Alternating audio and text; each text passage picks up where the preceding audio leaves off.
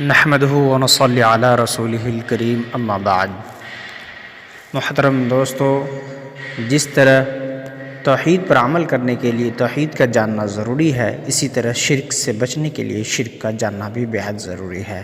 تو آئیے جانتے ہیں شرک کے اقسام اور اس کی تفصیلات۔ تو پھر سوال یہ ہے کہ شرک کی کتنی قسمیں ہیں؟ شرک کی 2 قسمیں ہیں۔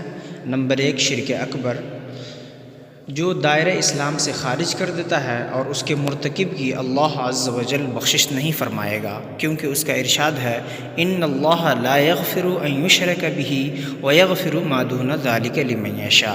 یقیناً اللہ تعالیٰ اپنے ساتھ شرک کیے جانے کو نہیں بخشتا اور اس کے سوا جس کے چاہے گناہ بخش دیتا ہے۔ سورہ نساء آیت نمبر 48۔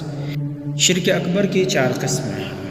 نمبر 1 دعا اور سوال میں شرک۔ نمبر 2 نیت اور قصد و ارادہ میں شرک۔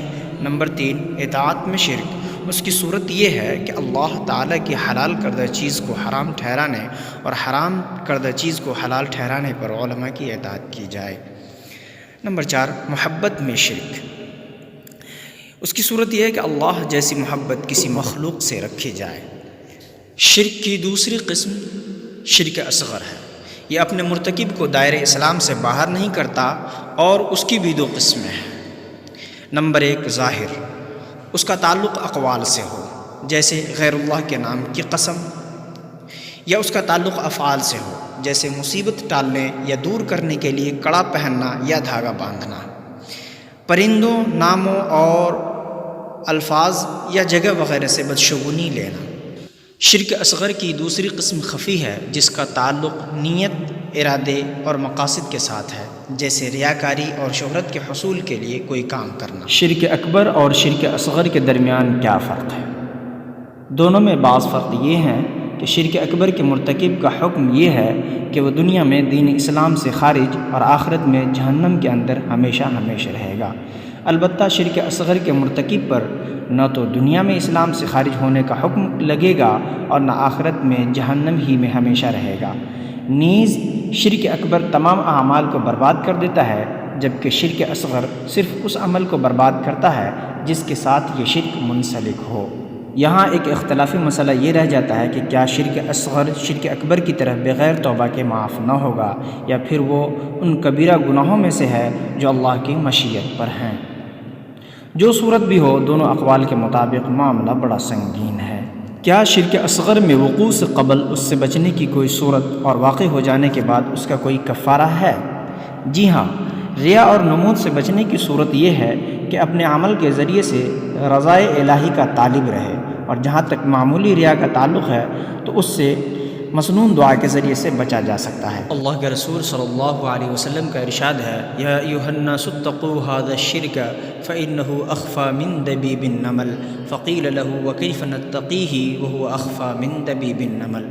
یا رسول اللہ، اے لوگو اس شرک سے بچو کیونکہ یہ چونٹی کی حرکت سے بھی پوشیدہ تر ہے۔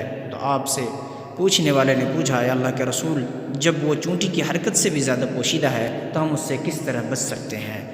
آپ نے فرمایا تم لوگ یہ دعا پڑھا کرو اللہم انا نعوذ بک من ان نشرک بک شیئا نعلمہ ونستغفرک لما لا نعلم۔ ترجمہ: اے اللہ، جانتے ہوئے ہم تیرے ساتھ شرک کریں، اس سے ہم آپ کی پناہ چاہتے ہیں، اور اگر نادانستہ شرک ہو جائے تو اس کے لیے ہم تجھ سے مغفرت کے طلبگار ہیں۔ اور غیر اللہ کے قسم کے کفارے سے متعلق اللہ کے رسول صلی اللہ علیہ وسلم کا ارشاد ہے من خلف باللات والعزى فلیقل لا الہ الا اللہ۔ جو لات یا عزہ کی قسم کھا لے تو اسے چاہیے کہ وہ لا الہ الا اللہ کہے۔ یہاں پر ایک بات جاننا یہ ضروری ہے کہ یہ لات اور عزہ کفار مکہ کے بتوں کا نام تھا۔ بخاری مسلم۔ اور بدشگونی کے کفارے سے متعلق اللہ کے رسول صلی اللہ علیہ وسلم کا ارشاد ہے من ردته الطیرۃ من حاجۃ فقد اشرک۔ جسے بدشگونی کسی ارادے سے روک دے تو اس نے شرک کیا۔ صحابہ نے عرض کی اس کا کفارہ کیا ہے؟ آپ صلی اللہ علیہ وسلم نے فرمایا ان تقول اللہم لا خیر الا خیرک ولا طیر الا طیرک ولا الہ غیرک۔ یہ دعا پڑھو، اے اللہ تیری خیر کے علاوہ کوئی خیر نہیں، اور تیری فعل کے علاوہ کوئی فعل نہیں، اور تیرے سوا کوئی معبود برحق نہیں۔ ہم نے مختصراً شرک اور اس کے اقسام کے بارے میں گفتگو کی ہے۔ اگر کوئی بات سمجھ میں نہ آئے تو آپ بلا جھجک کومنٹس کر کے پوچھ سکتے ہیں۔ والسلام علیکم ورحمۃ اللہ۔